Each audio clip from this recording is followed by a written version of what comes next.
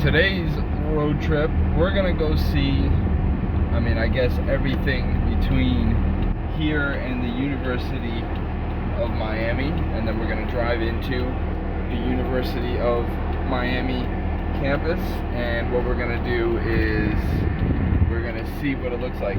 The University of Miami has put a lot of money into creating a lot of things. So has the city of Miami. And I guess in this video I'm going to be pointing some of those things out. It's a hot mid-April day here in Miami in 2021. And this first neighborhood that we're in, it's actually one of the most unchanged. Now there's obviously specific lots which have been redeveloped, but compared to some of the other locations in Miami, it has remained relatively unchanged. If we go down here, you can see properties to the right that retain the core of the property that's probably been there since the 50s and have just, probably brought the inside to 2021. Now, that's not to say that a lot of these properties on the inside of them have changed a lot, but as far as the landscape, the skyline of this neighborhood, it has remained rather unchanged. Now, the ownership who's actually here has definitely changed vastly, but probably in the amount of people that have been here, it has not changed very much. I'm trying to see if I can see any properties which have changed a lot, but what we are going to get to are areas that have changed. Now, up ahead, you see there's a little disturbance in the skyline in the form of some rather large buildings compared to the surrounding area. And these, I think the one specifically in front is at least 10, if not 15 years old. So it was during a kind of the first real estate boom in South Florida. This avenue, it had kind of the first croppings of large multi-unit buildings. So this neighborhood that we're passing through, there's some newer houses. Older houses have definitely been renovated, but the layout has stayed rather unchanged. So this building over to the right that we're coming up on is probably about 10, going on 20 years old. Now the building directly ahead is probably 5 to 10 years old. And then a lot of these buildings, I'm going to make it right here, so a lot of these buildings to the left are probably 5 to 10 year old buildings. The building over on the right is probably around 20 years. So there was probably two buildings that were in the first bubble, and then in the set. Now I don't mean to call it a bubble, even though the argument can definitely be made. I'm not trying to make the argument that it was a bubble. I want to make the argument that it was definitely a boom. It factually was a boom, and some say it definitely factually was a bubble as well, but it factually was a boom. Now here we are, so these little intermediate areas, there is signs of new development, for better or for worse. There's definitely a lot of now this area actually, in kind of a gradient format, transitions from primarily single family. Now we see over here on the left, that's a much newer property. So that's the style of property that has started to very slowly. We can see I've only seen one property that's been in that style. To the right is another property that's similar in the fact that it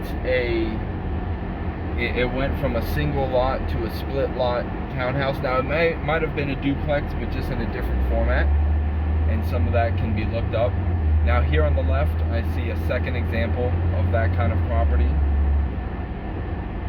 And so I've seen two examples down this one road of the modern townhouse style. It seems that they're building a third right here.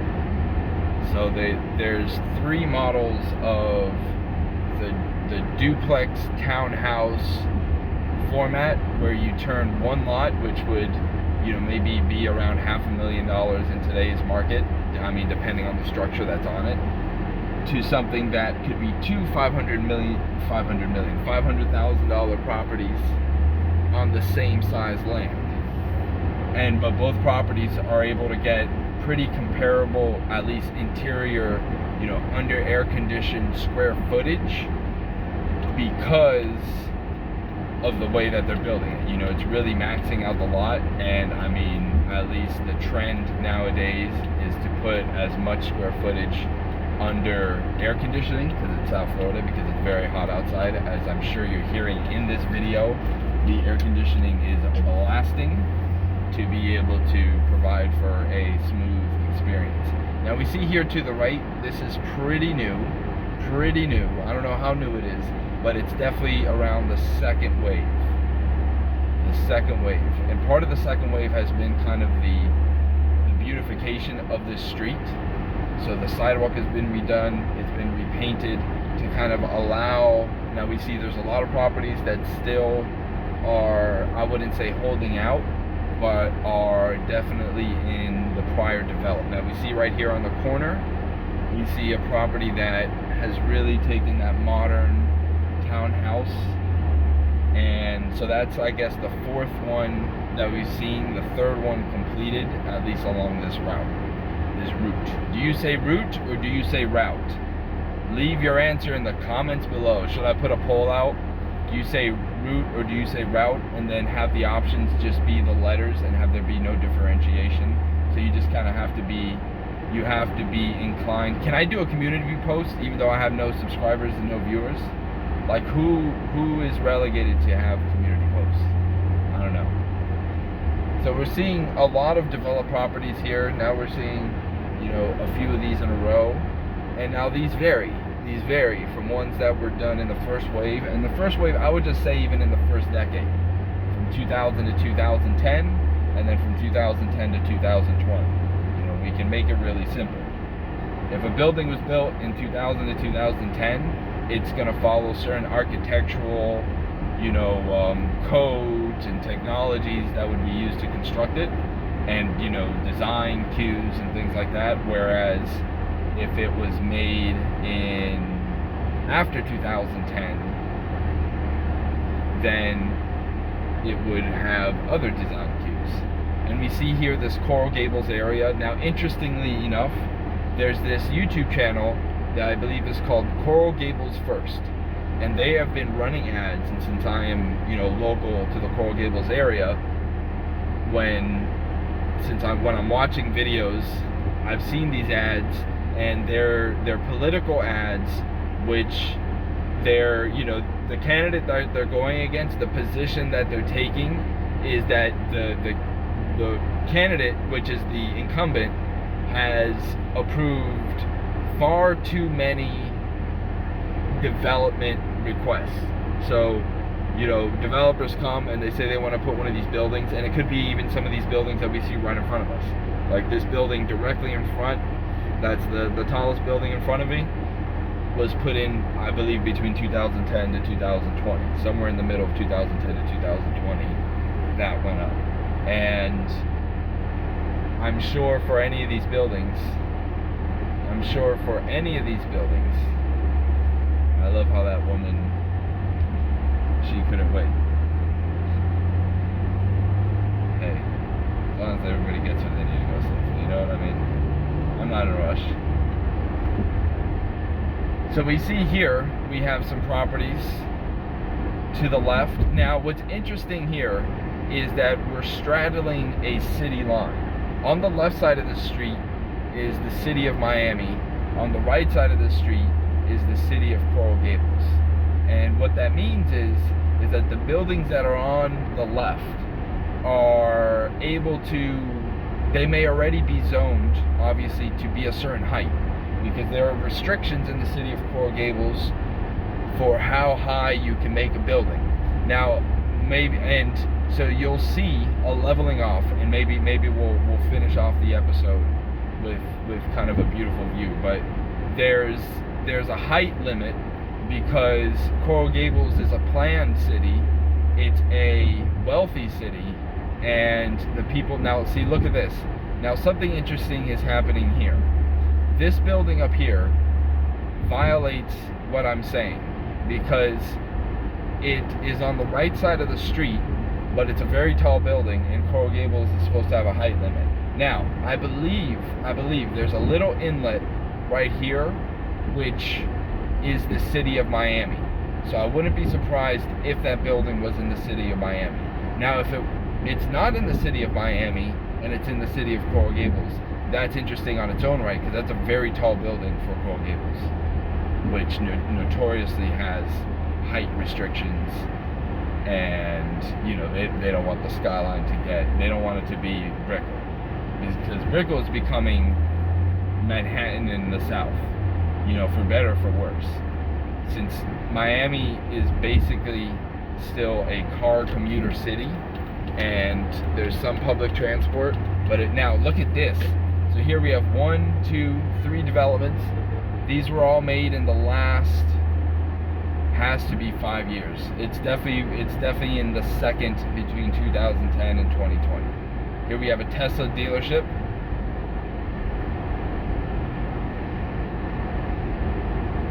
So all of these buildings are pretty new. So now let's talk about the infrastructure that's required. So all these buildings, I'm assuming, have parking. Look at this guy. Have parking to be able to sustain it, but what that means is at peak times there's now a flood of people either trying to get in or get out of the parking garage. Now, in today's schedule, there's fortunately, the schedules have spread out a little bit, but there's things for school, for example, which we're passing right now, which get out at a certain time, which creates I wouldn't say artificial, but intentional rush of traffic. Like, there's no way to get around it, that even though there's kids can get picked up from school at whatever time. Look at that. That's a big chunk of no traffic. And so this is my old high school right here. And since I was at this high school, some of the most prominent things, they're just doing a whole renovation right now. They have these bright colors, the red. So I don't know where the money's coming from, but they did something there. But I love the fence. I mean, the fence. So this fence was added after, and now, oddly enough, the entire 4 years that I attended this high school, there was, to my knowledge, 0 murders. Now, of students on campus. There may have been murders of students off of campus, but there were 0 murders, and I didn't know that was something that I could be grateful for, I guess, until the year after. I believe the very year after I departed for unscathed, thank God, that high school, there was a murder.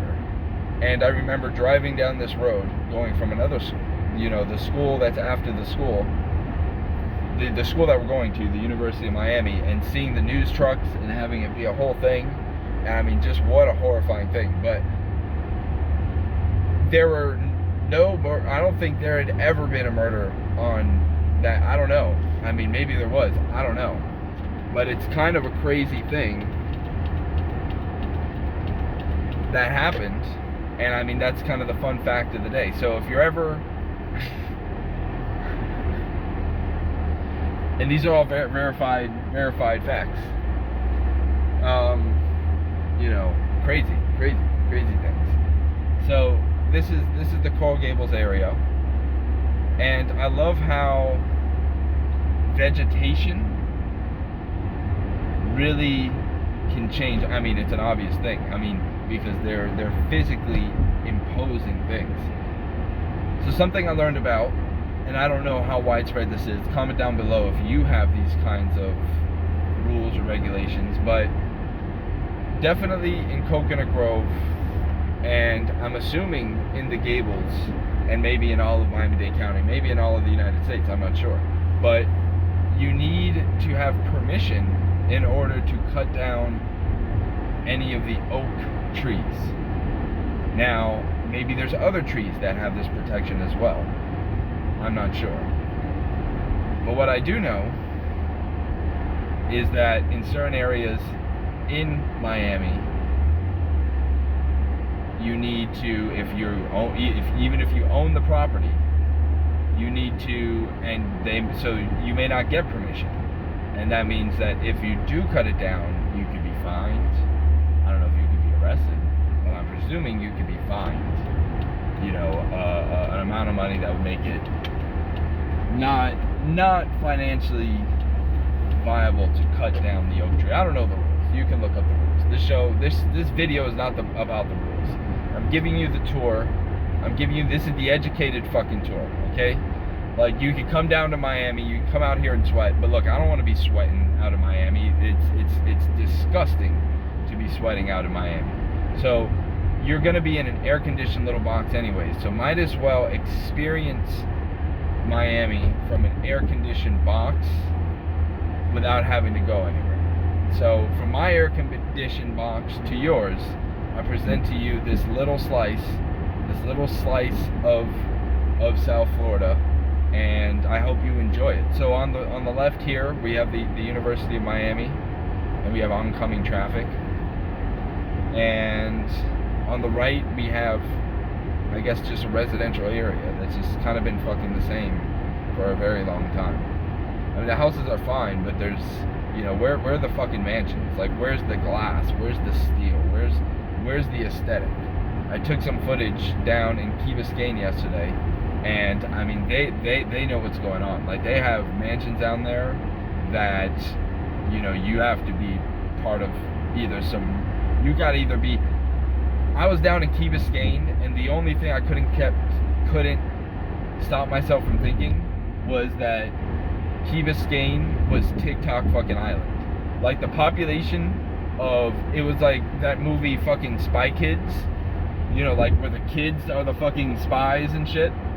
It was like that movie, but with kids that had no problems on an island where there was a lot of money concentrated into a very small area. Like, I don't know where the money's coming from people that island. I mean, what's great is that Key Biscayne is a con, because Key Biscayne is the island which buffers the real city, the city of Miami. So, like, when the big one comes, I mean, Miami will be screwed too, but Key Biscayne will take the first hit. So the $1 billion in real estate, or whatever the fuck it is, that's sitting on Key Biscayne, it has to at least be multiple billions of dollars of real estate on Key Biscayne, just in market value of the properties. If you just go, add up the market value, of the properties, even just go add up what they, their recent sales. Don't even use market value, because market value is hypothetical. One of the properties, its market value is 17 million, but it's sold for 13 million. So for, the fucking market value is that. The market value is not what somebody says it is. The market value is what the market values for the property, and the market makes its value known through cold hard cash that gets exchanged for the deed of the property. So add up the recent sales. If it hasn't been sold in fucking 60 years, then that's fine. Then that's what the market value. The market is buyers and sellers. The sellers value holding on to the property, and then you can use whatever the tax assessor assesses it at. Because essentially what you're paying for the taxes, depending on no matter when, I mean, just do the math. What are the property taxes, and then how long does the amount of money will double? You know what I mean? So if you have $100,000 and it's 1%, and then you and then it keeps getting reassessed. See, that's where it comes in. See, that's where there's this whole homestead exemption, which is great. I mean, if you own a home, obviously, because if you're continuously getting reassessed, then your taxes are nearly compounding, definitely in a climbing market, because then you get reassessed at a higher amount, and now you're paying the higher taxes. And I mean, essentially, I think in either like 10 to 30 years of paying the taxes, you pay whatever you paid for the house for again. Prove me wrong, change my mind. But definitely, so let's say you get a 30-year mortgage.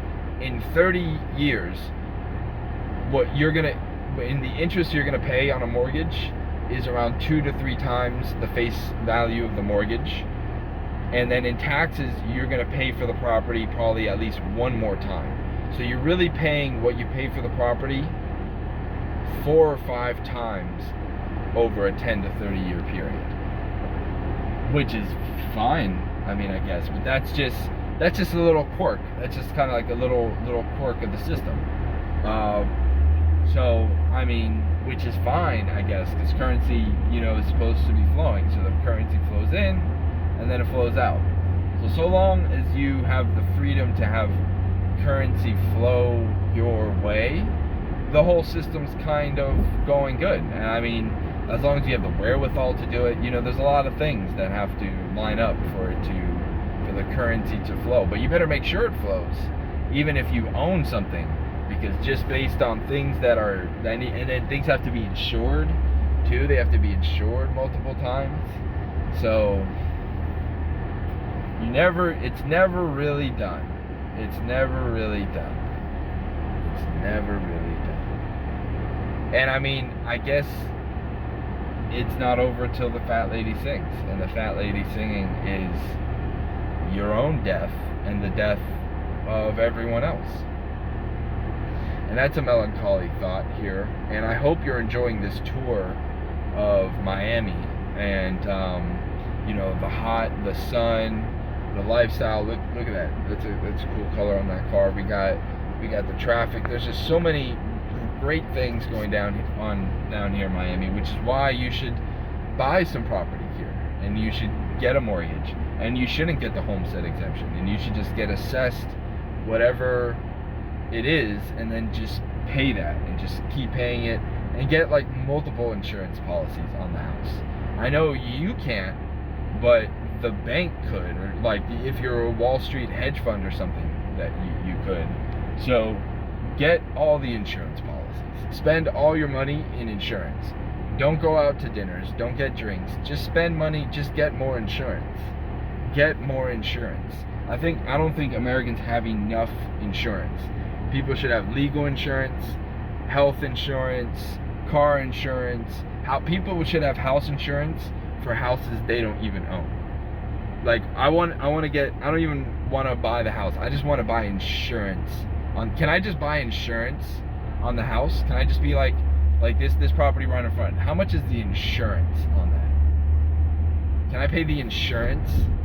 I don't need the best insurance. Can I just get some assurance that my insurance will be insured? How sure are you that the insurance is insured? Are you assured that the insurance is sure? Are you sure that the insurance is assured? Is Assure providing the insurance? How sure are you about the insurance? What happens if you have a property on the shore? Can you get insurance for the property on the shore? Sure, you can get insurance for the property on the shore. Am I assured with the insurance that I'll be insured for the things that should be insured by the insurance? Are you sure? I'm sure, but that the insurance will assure you that the things that are insured will be insured when the insurance is assured. So when I sign for the insurance, will I be assured for the insurance? You'll be insured for the assured insurance. Thank you. I'm opening an insurance company. If you would like some insurance to be assured, call Assured Insurance Agents. Call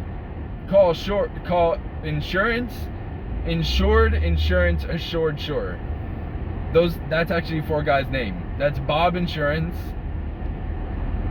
Samantha Insured. We got the ladies. We got Tanisha Assured, and we have Timothy Shore. And they're opening up. Oh, that house is getting gutted. Nice. They're opening an insurance company, and that insurance company is going to be insured, and you can be assured that the insurance you get from Assured Insured is going to be the best insurance that you'll ever purchase. Assured Insurance, the best insurance to be assured that you're insured. Welcome to Assured Insurance. At Assured Insurance, we insure all kinds of things. We insure your house on the seashore. We ensure that your shores are assured to be always at the shore and to never be assured. I know there's other words I can be rhyming with this. I don't think I've ever gone down this road.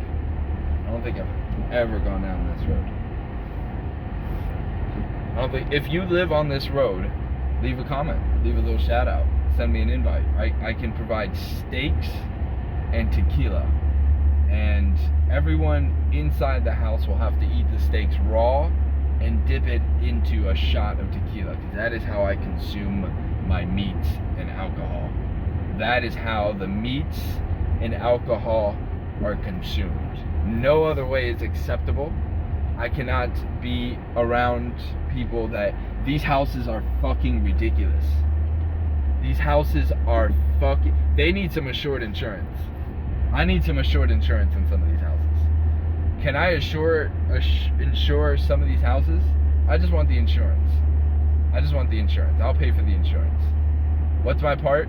When you invite me to the dinner party, they'll be like, what are you bringing? Are you bringing kebabs? Are you bringing a quiche? No, my friend, I'm bringing the insurance. Holy fucking fuck. You're bringing the insurance? Yes, I'm bringing the insurance. And where are you getting the insurance from? I'm getting the insurance from Assured Insurance. They sound interesting. What's the deal with insured insurance? Well, with Assured Insurance, you can be sure that your insurance will be insured by Assured. Wow, that's fantastic. And where do I sign up? Well, you can go to www.assuredinsurance .shore. And Assured Insurance, assured. I shorted myself with all over the insurance. I have insurance all over my shorts. My shorts are insured by Assured. Are you sure about your insurance? Let Assured take care of your insurance needs. For all of your Assured Insurance inquiries, be sure to visit the shore where our office is located on the seashore. Assured Insurance. For all of your ridiculous fucking mansions. Jesus Christ. Like, you know what disgusts me? These mansions are like a single woman driving a Suburban, where the third seats are never used. Suburbans, Tahoes, Escalades are ridiculous fucking vehicles. No one needs that vehicle. No one. Get two smaller vehicles. SUV is fine. Crossover SUV is fine. No one needs, unless like you're the fucking president of the United States, and not even him, or her, or him, because it's been a him so far. Sorry, but I didn't choose it. I haven't voted in most of the elections. I've voted in some of them, but I have not voted in most of them. And so I did not really, and I don't know how much my vote swayed. These houses are fucking absurd. These are the Suburbans, Tahoes, and Escalades.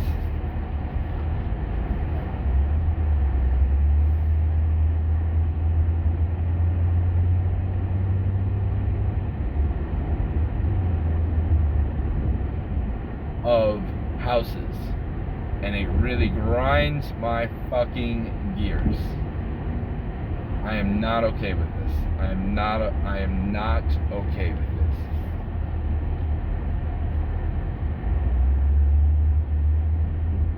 Look, they're building another one. I mean, I'm okay with it if I can get the insurance on it. If I can get the insurance on it, I'm fine with it. So leave down in the comments, you like this style of video. Do you want some assured insurance? Are you assured insurance? Are you someone's lawyer? Have I said something wrong? I'll apologize immediately. This is not to cause great offense. This is a comedic bit. This is for entertainment purposes only. No investment, legal, or financial advice or insurance advice has been given in this episode. I don't even know what insurance is. I don't even know what it... That's how unsure I am about... how about unsure insurance? How unsure are you about your insurance? 100%. 100% unsure. Look at some of these fucking houses. How do I get some insurance on these houses? How do I get some insurance on these houses? I just want to pay insurance. And then when the flood hits, when the shit hits the fan, I'm going to be a very, very, very wealthy man. Very, very. I will be so wealthy, I may not even be a man anymore. I'll just, for a joke, go get my balls just all cut off, snip, and fold that thing into a vagine. And I, just for a laugh, my friends. Some of the houses here are out of control, and I think that they need some insurance. And if they have insurance, are they sure about the insurance? I don't think they are. Just when you thought the bit was over, it comes roaring back. Roaring back, my friends. Roaring back. So we're going to take a much more direct route back to our starting point. And my friends.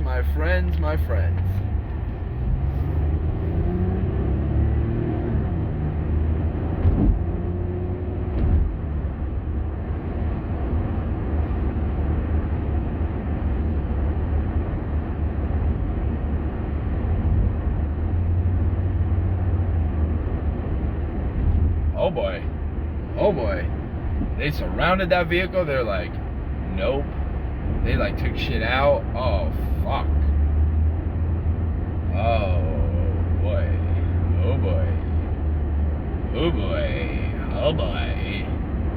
Oh no, everybody. So this is Miami. This is Miami in 2021. There's recently a guest that came to Miami, of which I hosted. And he described Miami like the 25th, that it looked like something out of the 23rd century, which is surprising to me, because other than some new shiny buildings, a lot really has and some roads which are newly paved, relatively newly paved, it really doesn't, like the fundamental technologies at play as you get older, and if you're curious about this kind of stuff, you realize how few fundamental technologies there are. There's many derivatives built on the same fundamental principles. Now obviously the more fundamental you go, everything can break down into 92 elements, 100 elements, whatever the fuck it is. So there's definitely some elemental, and then however many quarks and you know, there's those kind of elemental building blocks. But the elemental building blocks I'm talking about are systematic building blocks. Building blocks which make up that in motion, in a kind of system,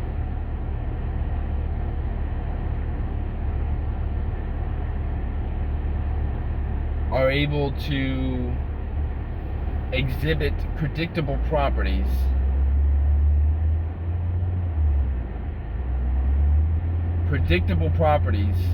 which human beings have then leveraged, and leverage is one of those principles.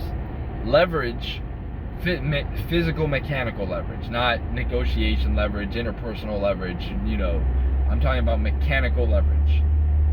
Mechanical leverage is a fundamental principle which has been, expounded upon, but without that fundamental principle, so many of the other technologies would not even be possible.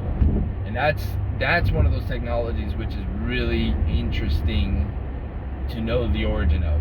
Like, somebody was the first. Now, who we think was the first probably wasn't, almost. But somebody was the first. There's a new building there on the left. That's a pretty new building. Somebody was the first. Somebody put, a plank of wood, a stick on a pendulum, and was like, Hargreaves, take a look at this. And Hargreaves was like, what are you talking about? And it's like, look what happens when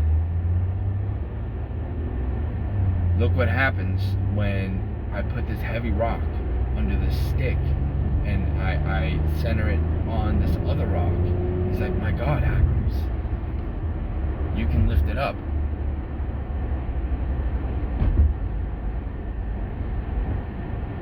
It's a weird ball.